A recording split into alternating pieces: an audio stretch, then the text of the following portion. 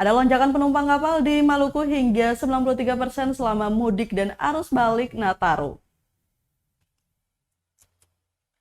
Terjadi tren kenaikan penumpang angkutan laut selama Natal 2022 dan Tahun Baru 2023 atau Nataru sebanyak 93,4%. Total kenaikan itu diperoleh dari data yang dihimpun pada dua posko terpadu penyelenggara angkutan laut Nataru, yakni di Pelabuhan Yosudarso Ambon dan Slamet Riyadi Ambon. Berdasarkan data tersebut, sebanyak 31.960 orang yang terdiri dari 13.532 penumpang berangkat dan 18.428 penumpang tiba sejak 17 Desember 2022 hingga 3 Januari 2023. Angka ini meningkat jika dibandingkan dengan Nataru di tahun sebelumnya yang hanya 16.525 penumpang.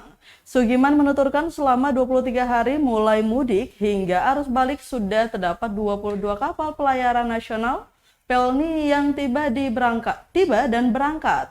Sedangkan untuk kapal pelayaran regional atau perintis yang tiba berangkat, ada 9 kapal dan pelayaran lokal ada 15 kapal. Dengan total keseluruhan kapal yang masuk dan keluar selama 23 hari itu ada 46 kapal. Kenaikan jumlah pelaku perjalanan ini merupakan imbas dari peraturan selama masa pandemi COVID-19 yang telah dilonggarkan, termasuk larangan mudik yang ditiadakan pemerintah. Ceweknya dulu juga.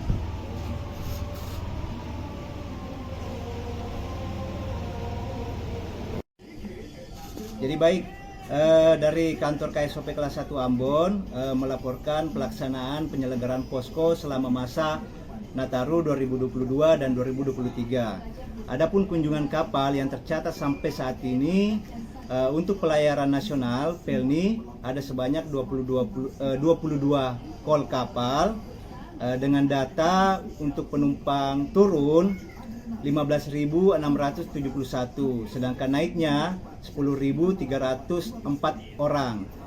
Dan khusus untuk pelayaran regional meliputi perintis tercatat ada 9 kol dengan penumpang turun 1.809 orang dan penumpang naiknya 1.777 orang. Perbandingan antara pelaksanaan posko tahun ini dengan posko tahun 2021 pada masa pandemi, untuk saat ini memang mengalami tren kenaikan.